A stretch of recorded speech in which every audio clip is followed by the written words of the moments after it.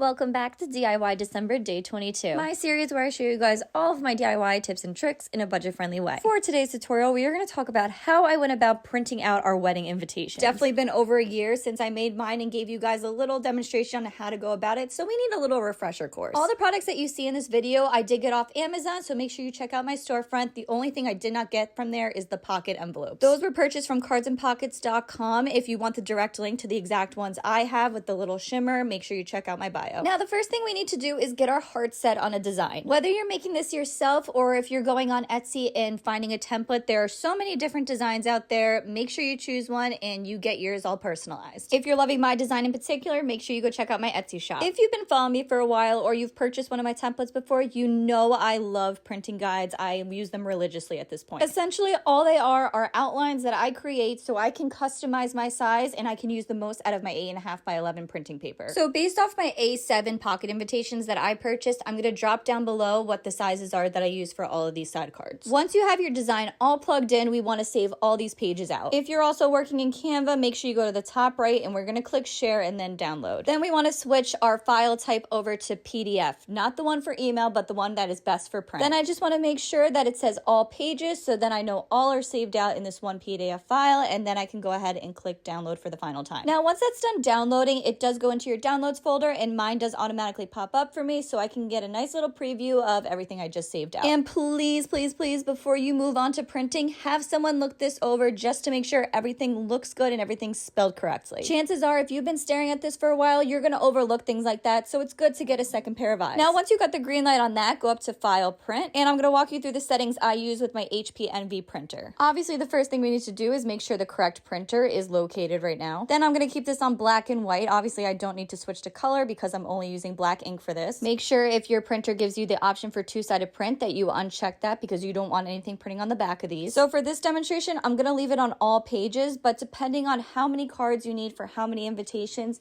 do the math before this so you can figure out how many of each page you're going to need. I do forget to show my selection here, but I do switch from portrait to landscape just because that's originally how I had this template set up. Then for this toggle right here that says preview, I do switch it to media and quality. You'll notice immediately when I go to select this that it now opens this new little toggle for me, and I'm going to slide that from normal to best. Then it also asks me for my paper type, which I'm going to select specialty glossy because you guys seen that I have that little sheen on my paper, so I just want to make sure it knows that. If you're using more of a matte paper, make sure you're selecting the other option that was there for specialty paper. And after so much trial and error with these invitations and making sure I got the best quality print, these are all the settings that I ended up using. And of course, before you go ahead and hit print, make sure you're doing a trial run on normal standard paper before you start using your good cardstock. Also, depending on your printer, just make sure before you choose a cardstock paper that your printer will actually accept it and print onto it. The cardstock I ended up going with wasn't super thick, but yet it wasn't so thin like printer paper. It was good quality paper, and just remember, you're taping down that center card, so it's not even gonna matter. Once you're ready to go, let your printer do its thing and then have all your cards ready to be sliced. And for time's sake, I'm gonna spare you guys from watching me do that. But that's all I got for you guys today on part 1 of how to DIY your invitation suite. Make sure you come back for part 2.